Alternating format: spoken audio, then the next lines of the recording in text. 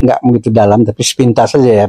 Abang dengar bahwa perkara Nikita ini pada awalnya adalah menyangkut tuduhan pemerasan, kira-kira gitu ya.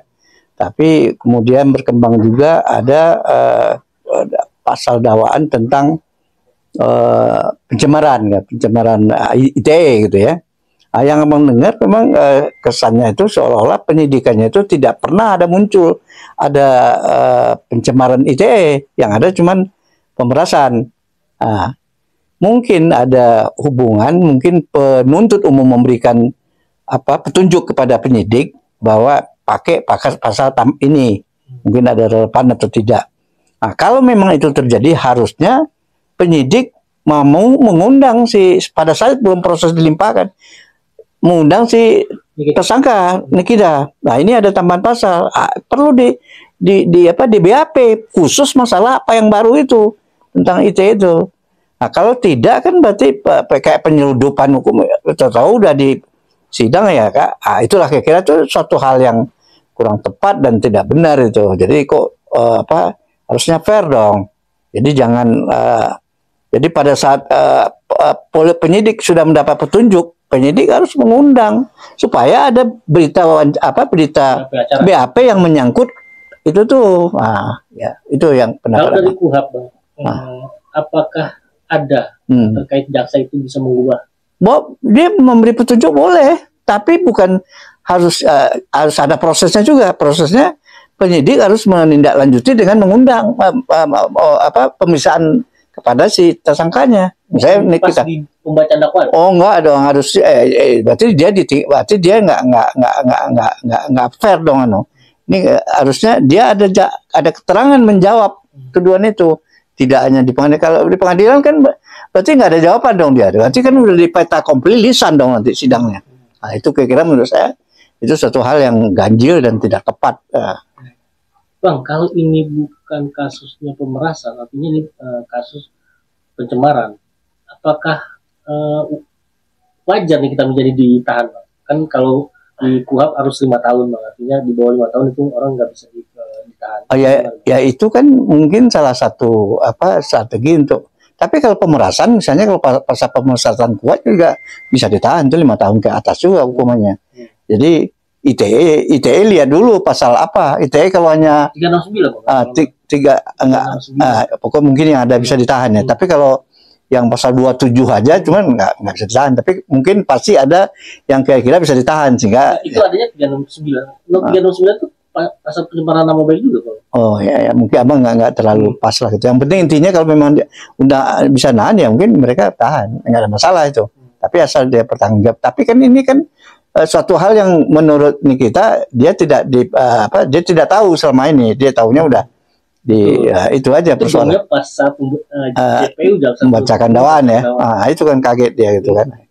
Ya udah tinggal kalau menurut saya ya hakim aja bagaimana menilai nanti kan fair apa tidak gitu ya kalau masalah. Bang, mau nanya lagi, Bang, terkait apakah hakim berhak ketika seorang terdakwa menunjukkan bukti baru, apakah hakim itu berhak untuk menolak atau memang harus diputar di pengadilan karena itu udah bergulir di pengadilan? Kalau menurut saya, kalau memang siapapun ya dia udah terdakwa kan, dia menyampaikan sesuatu yang kepentingan dia juga, ya harus didengar dulu dong hakim. Tapi lihat dulu apa hakim menolaknya apa, alasan hakim apa? Dugaan suap antara terlapor dan penegak hukum. Artinya kalau jika ada dugaan tersebut laporkan saja. Hakim bilang gitu. Oh ya itu. Apakah memang prosedurnya ya boleh hakim menyarankan gitu. Mungkin hakim ya tidak mau terlalu masuk sesuatu hal yang belum ada di BAP atau apa gitu kan. Itu kalau menurut abang itu.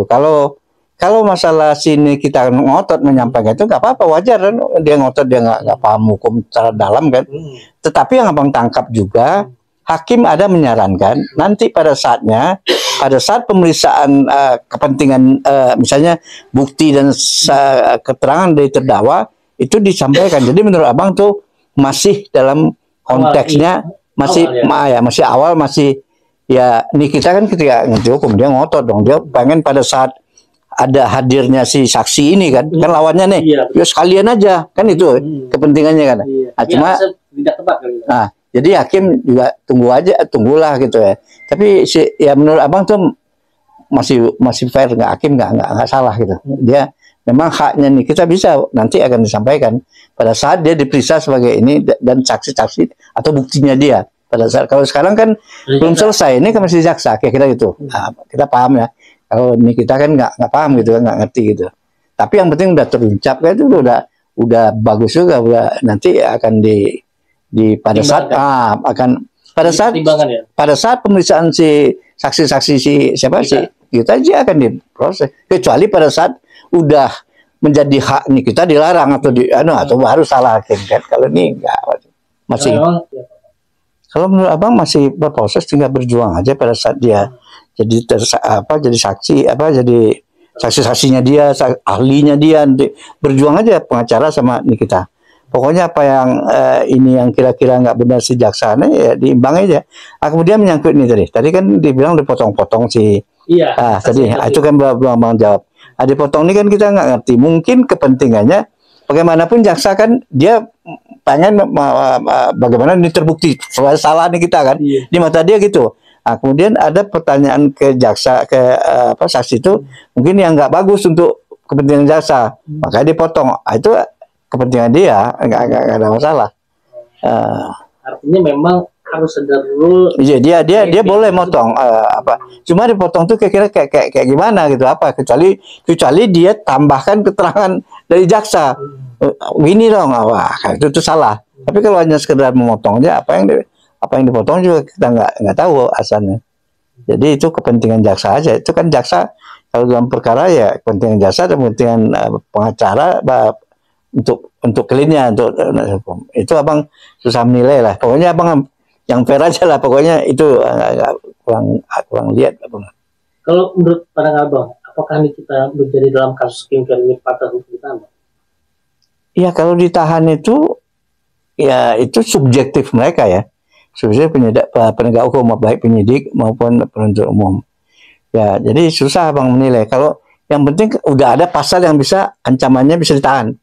Itu kita buktikan di ini aja. Jadi kalau sekarang kita bilang pantas ditahan atau tidaknya agak sulit kita menilai, relatif gitu kan. Kalau menurut dari jalannya persidangan, kita mungkin berandai-andai, apakah nantinya ini kita menjadi bisa bebas atau memang ini bisa, tergantung pengacara dan ini membuktikan bahwa itu tidak benar, ada pemerasan dan tidak benar. Pokoknya apa yang dituduhkan semua nggak benar. Misalnya ini ada ya pokoknya peluang itu tetap ada, 50-50 pasti ada. Bang, kalau misalkan pemerasan dari kacamata hukum, pemerasan itu bagaimana sih Bung? Ya kalau pemerasan itu intinya bukan KUHP ya. Jadi intinya dia memperdaya orang, menekan orang sehingga beralih duit orang itu dengan cara diperas, bukan dengan cara hak gitu kan, bukan cara uang perjanjian. Jadi itu berarti kalau itu yang terbukti itu berarti pemerasan salah. Ya itu kembali kesepakatan gitu kan. Ya bukan meras gitu. Lu minta, gua nggak ngomongin gitu kan, tapi gua minta uang, lu kasih kan, dikasih. Dari 5 miliar ditawar jadi 4 miliar. Terus ada kan nggak ada tertulis, nggak ada apa, tapi ada saksi. Ya, saksinya bukan, jadi berkomunikasinya bukan dia berdua aja, bukan sama kita nih. Jadi asistennya lah yang berkomunikasi antara bos skincare itu dengan asisten.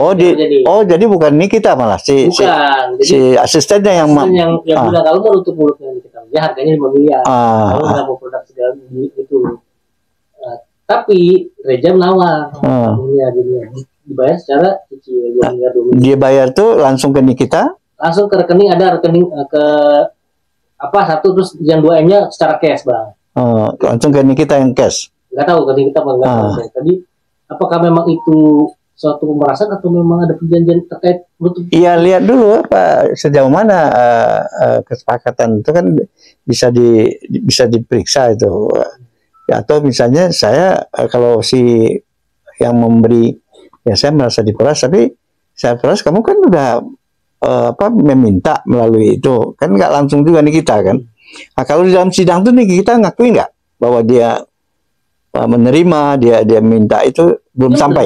menerima duit itu udah diterima. Udah terima. fakta itu ada ya. Ada fakta itu menerima uang. Tapi kan itu bukan dalam pembicaraan kan berarti kesepakatan dong. Akhirnya jangan ini dah walaupun melalui asisten kan.